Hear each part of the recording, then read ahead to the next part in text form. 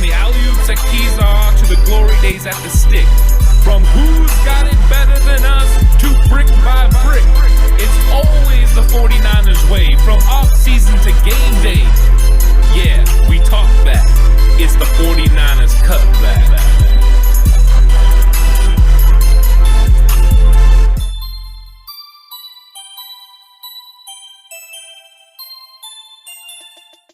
It's 49ers Cutback Podcast time, and we are going to be talking about the 49ers power ranking. How do we see the NFC going, and where do we see the 49ers in that? Did all of us put the 49ers in the top 5, or did they not make the cut? That's going to be the question.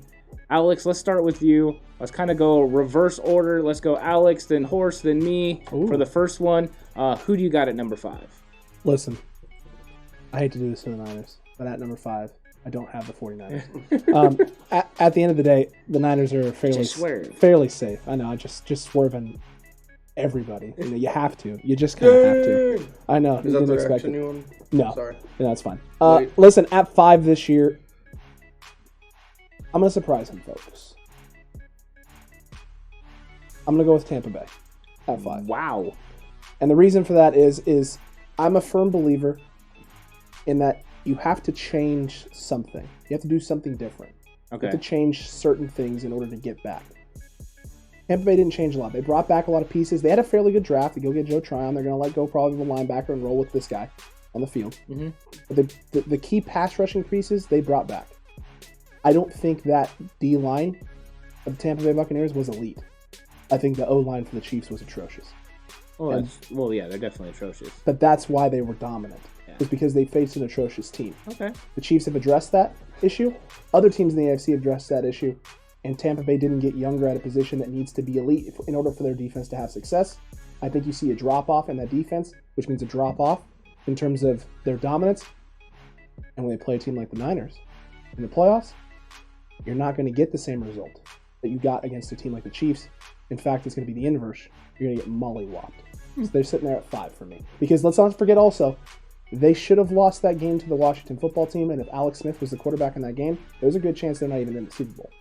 Fair. I think that's fair. All right. What you got, Horst? Number 5 for me might be a surprise to some people. I have the New Orleans Saints. Ooh. I think Jameis Winston is going to have a Pro Bowl year. Wow. Playing under Sean Payton. I like it. I think they're still going to be a really good team, but right now I have them sitting 5th. Okay. I do not have New Orleans in my top 5, just so you know. That's a little bit of a, I thought it was a surprise to put them in. a little bit of a spoiler, yeah. So that was a surprise.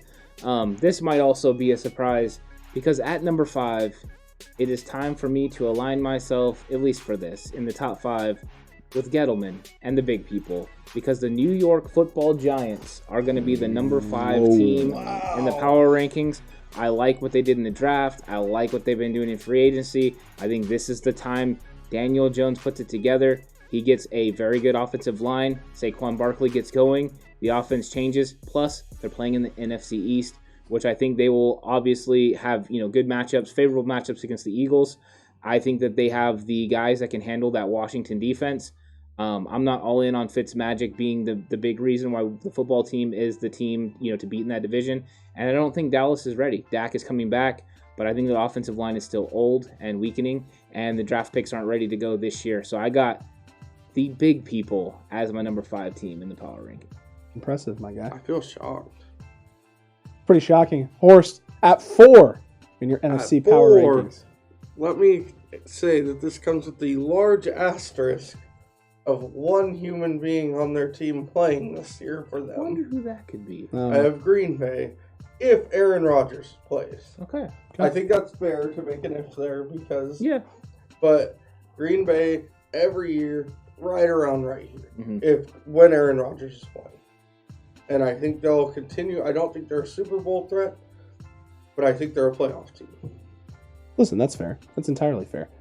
Ant, I want to hear from you first, though. Okay. Who you got it for? My number 4 team is going to be in the NFC West. And I kind of been going back and forth on all this for a couple of days thinking about it. but I think it's going to be the Los Angeles Rams. I think that they had a very good football team, but they had Goff at quarterback. And I think Stafford is an improvement there, and that the Rams are now a top 5 team, and they're going to, cause some havoc in the division, and there'll be a reason that Seattle doesn't make the playoffs this year. I don't think that Kingsbury has the defense together. I worry about their secondary. So I think the Rams are going to benefit from that, and I think the 49ers are going to benefit from that. And right now, the Rams are the 4th best team in the NFC. Listen, this was a tough one. I mean, really, really tough. I want to show some love, but also at the same time, I don't know if I can. This really hurts me to say. It's the Arizona Cardinals. Oh, wow. Not 4. Oh. I'm not sure if it's going to pan out and work, but they're going all in. Mm-hmm. This is it's either going to work this year. It's going to come to all to fruition this year, or it's going to blow up in their face. One of the two.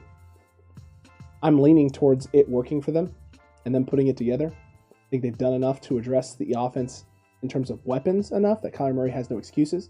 I'm still not convinced that O-line is anywhere where it needs to be. Or running back. Anywhere where it needs to be. But listen, if you're going to rely on you being able to push the ball downfield and teams just sitting in nickel and you dunk and dime and Kyler Murray scrambles for 35, 40-yard touchdowns, if that's your go-to, you've built that team to do that. Like, that goal can be accomplished every single game when they go out there. They beat the Bills last year. Defensively, they improved at least the linebacking core. They're not going to be a pushover up front. I still have questions about the secondary. Mm-hmm. You can beat over the top, but it's going to be a lot harder to run the football on than it's been in years past. I'm willing to give them the benefit of the doubt right now. Whether or not it's going to pan out in their favor, I don't know. Yeah. But they're going all in. And you know what? When you make that kind of risk and play, I tip my hat to you. I think it's going to blow up in their face, though, when they face the rest of the NFC West, because I don't think they're the first or second best team in the NFC West. Well, I think a lot of people would agree with you. I think a lot of people would have Arizona up this high, so I don't think you're that far off. Maybe. I mean, I think Arizona's top 10. I think they are. In the NFC, absolutely. Yeah. They're easily top 10. Whether or not they're as high as I'm putting them right now, we'll see. Yeah, I have a hard time because they have no offensive line for me to put them in the top 5. That's my problem. Yeah, that's my problem too. But at the same time, they have found a way to have success against some good teams and good defensive fronts. So I'm gonna give them the benefit of the doubt and see what they do. All right, for number 3 for me, this is when it got to. I have to believe that Green Bay is going to be number 3 because Aaron Rodgers is going to play football. Okay. Aaron Rodgers is, making his point. He's pushing it right now. But he's going to be back, and as long as Aaron Rodgers is the quarterback of that team, barring some sort of injury, they are a top 5 team in the league. They've proven over the last 2 years, really, they run into, 2 teams that were very good that beat them and knocked them out of the playoffs. The 49ers in 2019 and then 2020, Tampa Bay. So that's what happens. The previous 2 Super Bowl winners. Yeah, well, almost. We should have won. You face these teams in the playoffs, and that's when it gets you. But I think their team is good enough to win enough regular season games to be one of the top seeds in the NFC. Will they go far in the playoffs? Probably not. They never do enough through free agency and the draft to make that happen. So that's why they're going to be number 3. Listen, at 3, I have the exact same team as well. I have the Green Bay Packers. That is my team at 3, and it's for everything that you just said. They're eerily similar to the Cardinals. They seem to make certain moves, but it's just never the right moves to put them over the top. Right. And so because of that, for me, I can't put them any higher than 3. And there's a common theme with the 3 teams that I just talked about, with Tampa, with the Cardinals, and with this Green Bay team, is most of them seem to be fine sitting pat with what they had or building on what they already had, and didn't get younger at certain things that they definitely needed to try and address. And for that reason alone, I feel like all 3 of these teams are going to take a step back this year. Although for Green Bay, taking a step back from a divisional and a conference championship back into still being in the playoffs and maybe even a divisional or conference championship, that's not really a step back. It's not moving forward, which if you're a Green Bay fan, you hate. And if you're Aaron Rodgers, you're pulling your hair out every day. For me, number 3 is the LA Rams. Okay. I think, like you said, although we do differ on a little bit on him, Stafford is better than Goff, and McVay is an incredible coach. And they've got a really good defense, solid run game, and they've been a problem in the last few years, and I think they're going to continue to be, and they're going to bump slightly up because of the quarterback switch. I like it, Horst. I like it a lot. Look, Am I doing two first? No, it's fine. I'm gonna hit this next one next. I got you. Ching, I got you. I like that a lot, though. I like that there a lot for 3. I would have, if they had Goff, I'd have probably had him 5th. If they had Goff, I wouldn't have had him in my top 5. I probably wouldn't have had him in my top 5. They probably would have been like 8th, maybe 9th. Maybe lower than that because I have that little faith in Goff. Yeah, it's true. I might consider Detroit number 32 just because they have Goff. Hot dog. Hot diggity dog. Listen, I'm not going to go that bold or that crazy. Number 2 for me. Drum rolls. Dramatic music is starting to play. It's the Los Angeles Rams. Oh, wow. At 2. Yes. Wow. Listen, they made the bold move in the offseason, moving on from Goff, sticking with going with Stafford, making Really a roll bold there. move. It was bold. It was a bold move because you gave up a lot of capital in order to do that. You kind of hamstring yourself with the salary cap as well. Look, at the end of the day, the defense is better than all the teams that I've listed beforehand. Like every other defense leading up to it, they don't have Aaron Donald. They don't have some of the linebackers that these guys have. They don't have Jalen Ramsey. That defense is not a bad defense, and they were one of the lowest points allowed defenses in the NFL last year. I know their coach just got a head coaching gig, and they got a new D coordinator there, but those pieces are still in place. The formula is still in place for them to have success, and now you have a better option at quarterback. It's a little scary thing to think about, especially for the rest of the NFC West, but the entire NFC, I would be worried a little bit about the Rams if they're not already. This is a team that's being slept on a little bit in terms of their talent. And like I said, the big upgrade for me bumps them up the list. They're one of the few teams in the NFC, other than I feel like the Niners, who made a big move trying to go all in and improve a position that needed to be improved upon. These other teams added pieces to places they already had depth. Right. This team improved at a piece they desperately needed improvement. Right. Number 2, I have the 49ers.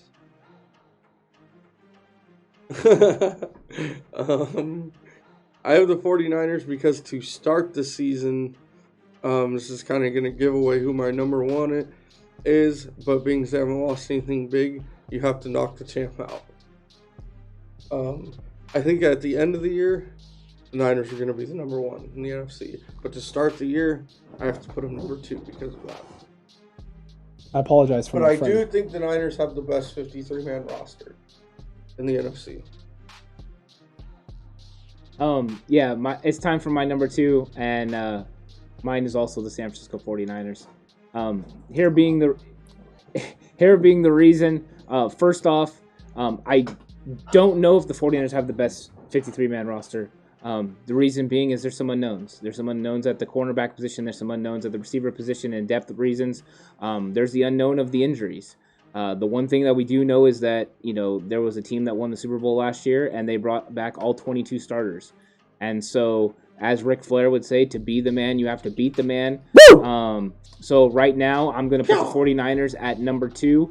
But do I think that they have the potential and the ability to win the Super Bowl this year? I absolutely do. But I'm one of those guys that believes you have to knock that other team off before you can possibly be the number 1 team. So the Niners can't win the offseason and then all of a sudden be the number 1 team in the league. You have to actually win games on the field, and that's what they need to look at this year, and they need to prove it. I think they will. So later on, the 49ers will be number 1, as Horst said, but right now they're number 2. Yeah, it's fair. It's fair. I don't like it, but it's fair. I am curious who your number 2 is, though. Did you already do number 2? Who's the 2? Oh, I'm really curious who number 1 is then. I wonder who it is. I wonder who it could possibly be. Homer. Maybe. Horst, who you got at 1 then, smart guy? At 1, I have the defending. Oh, Brady. you like Tom Brady. Why don't you just marry him? You like him so much. Take you to Suplex City. The Tampa Bay Buccaneers. It's for all the reasons me and him both just said. They are the champs. They brought back all 22 starters. They added Joe Tryon. They have Tom Brady. They're the champs till they get beat.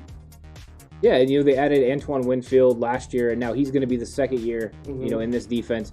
And also, a lot of these guys were brand new, learning that offense and defense, and they probably didn't even really get it figured out until midway through the year. Byron Leftwich was still figuring out Tom Brady, and what he could do and what things made him great, just as far as from a play calling aspect. And also Tom Brady was putting all of his influences into that offense about what he likes to do and how to do it. So they're number one. It doesn't mean they're going to finish number one. It doesn't mean I think they're going to be the number one seed in the playoffs. Maybe I do. But it doesn't mean that for anything, because I think the 49ers are, when we get into matchup time, the 49ers match up very well against Tampa Bay and can take care of business because Tom Brady is immobile. So if we were talking about a matchup thing, or we're talking about one team versus the other, I would pick the 49ers over them. But we're not. We're talking about power rankings coming out of, once again, offseason. Not to mention, their division schedule is a lot easier than the Niners. Bingo. Listen, their division schedule is easier than the Niners, but as I said before and as I stated and I'll stick to, they may have brought back all 22 starters. And you do have to be the man. You have to beat the man in order to be the man. I agree with you guys on both of those things. At the end of the day, though, they brought back 22 guys, a lot of which who are on their last leg. Ooh. JPP. Oh, real funny. Now you want him to lose a leg. No, I'm not. That He was already a lost joke. a hand. God. He actually lost fingers, Horst. Get it straight. I know it's hard to keep track of those things. I get it. But listen, at the end of the day, I don't know that they addressed enough with the youth at certain positions. They went and got Tryon. They drafted another receiver as well. They went and did some things. They brought back Antonio Brown. Like, they've done things. That's great that you've done things. That's awesome. Congratulations. That team still, as it constituted, almost lost to the Washington football team in the playoffs. Agreed. With no quarterback. Agreed. That team can get beat on any given day. But that's not the best team in football. Doesn't matter. That's not the best team in football. They won. They won that year. All you have to do, it doesn't matter if you win by You gotta an inch or a mile. I'm aware that it doesn't win. I'm aware of the cliches. I know the cliches. I know how they work, my guy. But at the end of the day, that is not the best team in football. That's not the best team in football. And power rankings are that. You're ranking the best. That team's not the best. Yeah, that team has one of the best quarterbacks of all time. Right. It's got a creative offensive and aggressive offensive mind in Arians, who likes to booze if he loses. Yeah. Okay? They know how to have a good time down there. We saw the Super Bowl. They know what it takes to win, but it's not the best team in football. It's not the best roster in football. Okay. It's a team with a lot of holes. It's a team that's getting exploited. What are you talking about where? I don't see where the holes are. Really? You think that run defense of theirs is elite? Well, no, you know what? Their run defense is good. It's good. It's not elite. Sue. They're solid. They have Vita Vea and Dominican Sue. They have all those JPP. Yeah, they have Shaq. They have a really good defense. Their secondary, though, is suspect. Other than Winfield, their corners are not very good. They get beat over the top a lot. That happens all the time. Their secondary is a weakness, 100%. Held the Chiefs to 9 points. I'm aware of that, but the Chiefs' offensive line is literally dookie. Dude, I saw the pictures. The offensive line wasn't even there. They were literally really bad.